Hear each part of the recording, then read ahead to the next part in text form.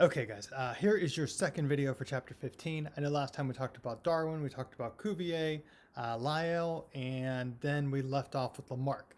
And we learned from Lamarck that the giraffes, we had short-necked giraffes, we had long-necked giraffes, and the short-necked giraffes couldn't get the food and they became extinct.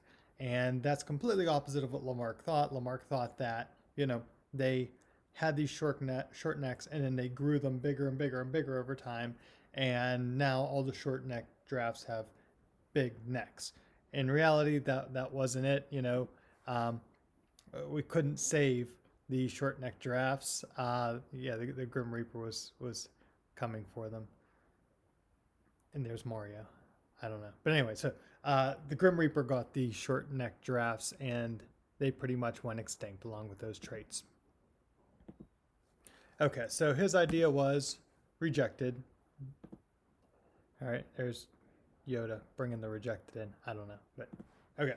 So let's talk about Darwin's book a little bit. His book was called On the Origin of Species by Means of Natural Selection. So he didn't really refer to evolution, as I talked about in the last video, through his book. He talked about the evolution in a process of natural selection. So we're going to talk about what natural selection is. So we found through Lamarck, the only thing he had correct was that in organisms there is genetic diversity. These are African elephants. Notice the color of them. They're kind of like a gray color. They have very, very large ears. But if we go to Asia, so again, this is in Africa, African elephants. If we go to Asia, these elephants look a little bit different. They still have that gray color, but they have a pink hue to their trunk, and they got little spots on it. And then if you look at their ears as well, let's go back to the African one.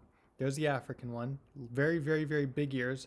Usually you see these ones at the zoo, especially at the Pittsburgh Zoo. They have all African elephants.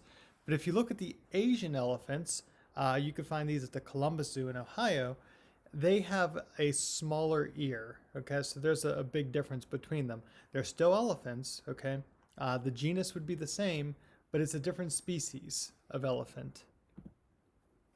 So Darwin proposed this idea of descent with modification. In other words, as we go through generation to generation to generation, we're still going to be the same organisms, but we're going to modify these organisms in hopes that they are better suited for the environment that they live in. So we have to be able to change over time, and we hope that those changes go to the positive, and that's how evolution happens. So this was a picture. It was published in a newspaper back in the day. It was Darwin as a monkey, all right? And it was Darwin's face, obviously. And people were like, oh yeah, like I said in the last video, he thought we all came from monkeys. It's not true, all right? I don't know why Darth Vader is at the end. But anyway, this whole idea that we started off as monkeys and went to humans was completely incorrect. All right, and no, we did not become Darth Vader at the end.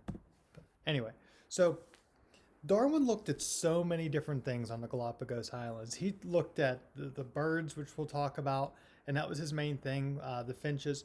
But he also looked at all the plants and the orchids, and he studied those for years and years and years.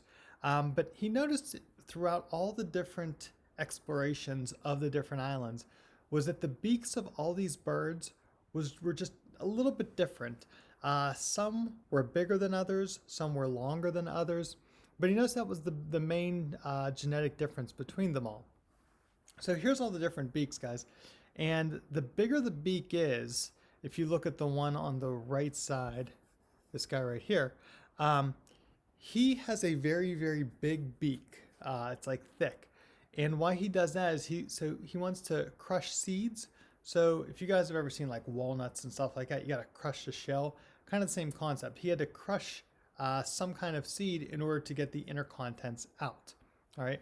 But if you look at the one on the bottom here, this one feeds on nectar. And what that beak is, that long curved beak, is so that beak could go into a flower and get the nectar out. So we can assume that beak would actually match the curve of the flower.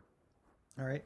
And what he thinks is that the birds were probably all the same at one time on all the islands.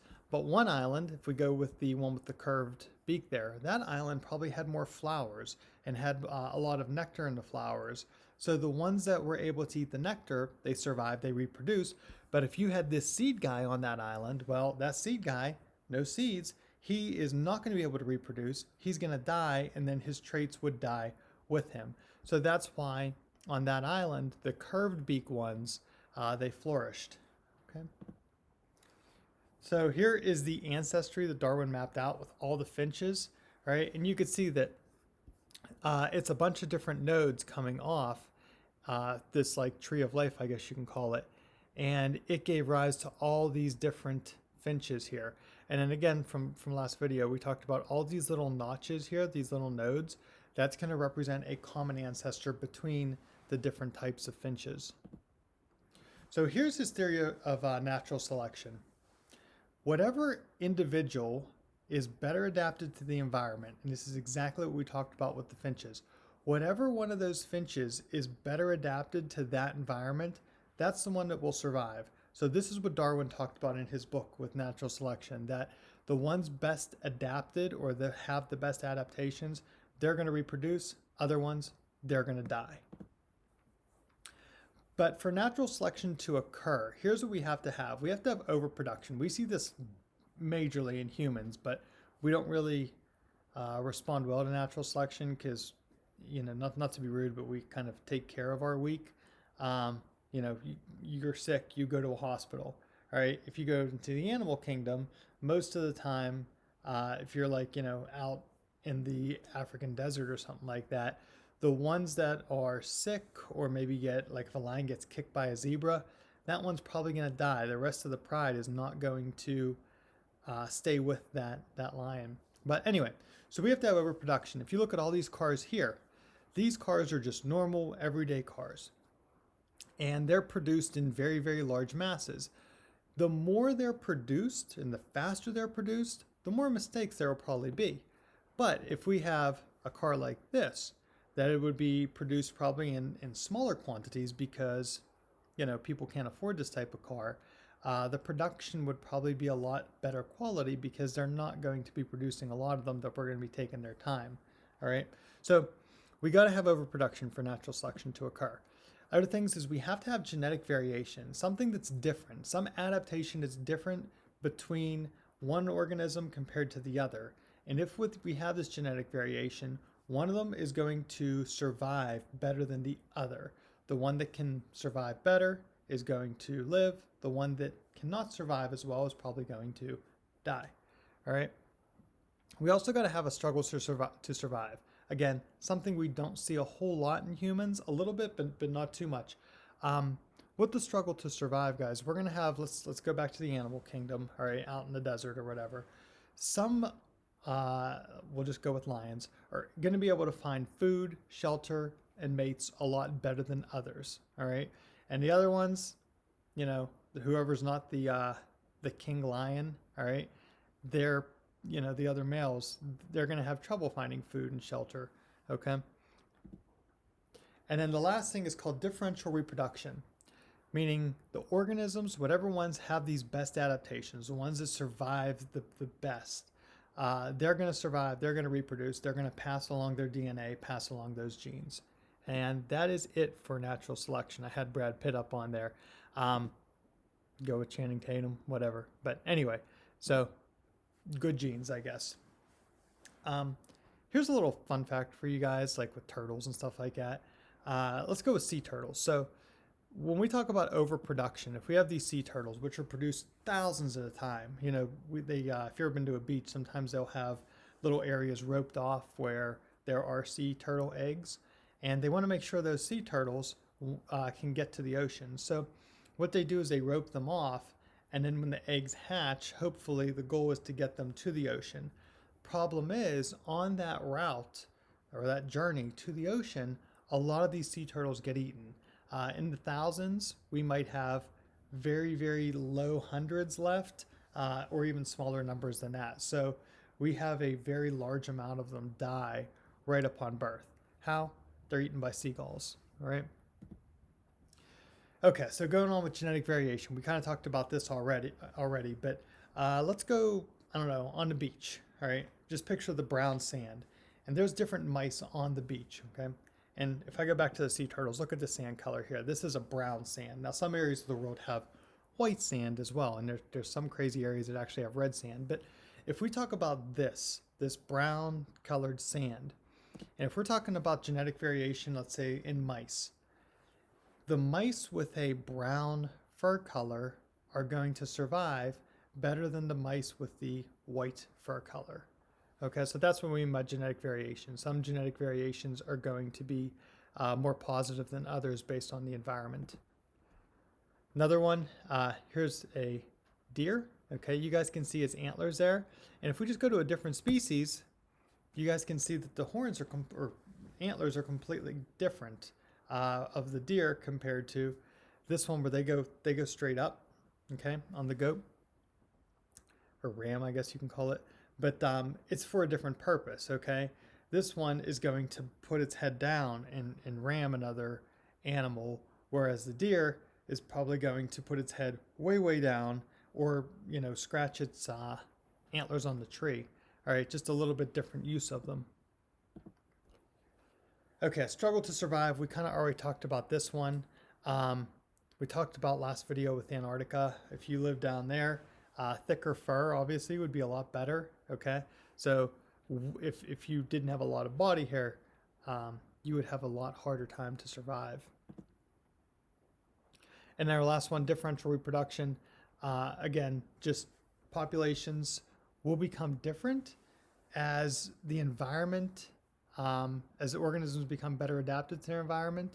Okay, so what I mean by here, guys, is that if an environment, let's just go with an environment changing, because that's the easiest way to discuss this. Let's say that global warming, okay, causes us to get very, very, very hot, okay? And if it's very, very hot outside, some people are going to be better adapted to that hot environment than others. So it would actually, the adaptations would change where those people that are better adapted for that hot environment would actually be reproducing a lot more than people who are not, okay? All right, we're good here. Okay, this whole thing goes into fitness, guys. So the adaptations that are really, really good, that is measured by the fitness, okay? So how fit you are is going to be determined by two things. One, how long you live, and two, how much you reproduce in that environment. And that's what we describe as fitness. So an organism with a very high fitness is going to live a long time and leave a whole lot of offspring. All right. Okay, two different terms, guys. These ones are commonly, I guess, switched between one another or commonly confused. Adaptations. These make organisms more successful in their environment, okay? The second one, which it starts with the same letter, that's why students get it confused. It's called acclimatization. Best thing I could tell you with this is, if you've ever seen fish in a fish tank, okay? How did the fish get into that fish tank? Well, you know, you bring them home from the store or whatever, and you get them in that little baggie that's full of water, okay? Well, that baggie of water has changed the temperature from the store compared to when you got home. So if you were to put the fish right in the tank and it's a big change of temperature, the fish is going to be unable to regulate its homeostasis of its internal body temperature, and it's going to probably die, okay? We want to make sure that we acclimate the fish very easily to the new environment. So that's why you put the bag in the water and let the water inside the bag warm up slowly to the new environment. That's acclimating a fish. Another thing is cats and dogs, they have different like fur thickness in the wintertime compared to the summertime. Summer, they shed a lot of their thick fur off. In the wintertime, they gain a lot of that thick fur. That's adjusting to the climate. That's not technically an adaptation, okay? And there's the fish in the bags. The example I just talked about, you can see there's water in the bags and there's also water in the tank. All right, we're gonna go just a little bit into this section, guys, and then we'll call it a day. I thought this section was best said by this quote from Walt Disney. Progress is impossible without change. Okay, we're gonna see through evolution, things change a lot. You can see here's different fossils of organisms from, many, many, many years ago. And it's changed a lot since then. Okay, so here is the fossil record. That weird looking thing on the picture kind of looks like I don't even know, a possum almost. They date this thing back thousands of years ago, like I'm sorry, millions of years ago. And they think this was one of the common ancestors between monkeys and humans, but it was way, way, way before the most recent common ancestors. So this was a very, very old transition species. Okay. So Nicholas Steno, this was, again, you can see the cross around his neck. A lot of people that were into sciences back then were also into religion and the church. So the two kind of almost went together. But he proposed this principle of superposition, and super, you guys know from the prefixes mean above, and you guys know what position is. So we're talking about positions above or below something else. So what he said was that in rock, in the strata that we talked about in the last video, the lowest strata is going to be formed first, and then as we go up, it gets more recent to the top, which would be present day. He found this, and they were looking at some different things and different fossils, and that's how he determined that, okay, as I go down, the fossils get older. All right, this here is a fossil from a very, very long time ago. This is actually a dinosaur bone. All right, yeah. So this is actually the first dinosaur bone ever discovered. Okay, now this dinosaur bone was discovered in 1676. All right, now people were like thinking back then. They're like, okay, what possibly could this bone be from? Because they didn't know about dinosaurs back then. And they were thinking, they're like, okay, we got it. This bone is a femur, which if you guys are talking about your body, all right, that's the bone that is the top of your leg. Okay, so like where you're like above your calf, your thigh. So they were looking at that and they're like, okay, it's a femur. It looks like ours. We know what it's from. It's from giants. And that's literally in the 1600s what they thought this bone was from. We know now that, it's much after, or it's from dinosaurs. Okay. So moral of this, guys, is that the strata has layers, okay, just like an onion. Or if we have that cake there, the green is going to be the oldest, the pink is going to be the newest layer of rock strata. Okay. So after this, scientists kept looking at all these different fossils and trying to group everything. And that way we can kind of discover the whole fossil record on when the organisms were here. And then we also were able to kind of date them based on where they were at in the strata. And when they were doing this, they tried to make a geologic timescale. In other words, take the fossils or take the rock, and then we can kind of give them an age. And there's two different ages. The first one's called relative age. In other words, if we got a fossil and it's above another fossil, the fossil that's above is obviously more recent than the fossil below. That's the relative age. So it's not really giving numbers. Relative age is just comparing one fossil to another, saying, hey, this one is not as old as this one. That's relative age. Okay. So here is different pictures, guys. And this is how they kind of dated the relative age. We have all these different organisms. As we go older, okay, they could actually represent different layers of strata. The other age is called the absolute age. Now, remember from chapter 14, we went over this thing called radiometric dating. This is going to be using isotopes. Might be carbon if it's something newer. It could be uranium if it's something older around the dinosaur age. But we're going to use absolute age in radiometric dating to actually take a bone and estimate the exact age of that bone. Now, most of the time, guys, they're not actually going to use the bone. They're going to use the rocks surrounding the bone and actually find out the age of the rock. And that's how they estimate all the dinosaur bones and such. Okay. All right, so here's the other thing they were able to find with the strata. They found that if we have one organism in a layer of strata and we go through that same layer of strata, so we're not going up or down, we're actually going to the side. But if we go to the side of that strata and find another organism, we can say, hey, look, this one is in the same layer as this strata. They lived roughly about the same time period, okay? Now that's like plus or minus a million years, but in the course of things, that's not that big of a margin.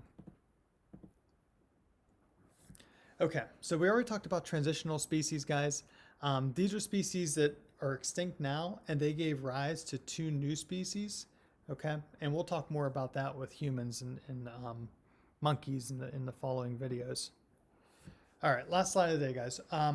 If you look at all of these organisms here on the right, okay, these are all marine animals. Now, if you look at the bottom one, this is a whale, as we know it today. And if you look where it says pelvis and hind limb, okay, it has a pelvis, think of like your pelvis, but there's no legs attached, all right? They think this is the fossil record for the whale. So the whales probably, because whales are mammals, they lived on land at one time, which is the top one, the terrestrial whale, and it had front limbs and back limbs. And what happened is, as it moved to an aquatic lifestyle, it didn't have any need for those back limbs anymore because it still had the tail to propel itself, and it had the front legs to pretty much steer itself from side to side. So those back legs became smaller and smaller over centuries, and now they're not there anymore. And the pelvis and that little hind limb there is just what's left over. All right. So that's it for the fossil record and everything with there, guys. Have a good rest of your day.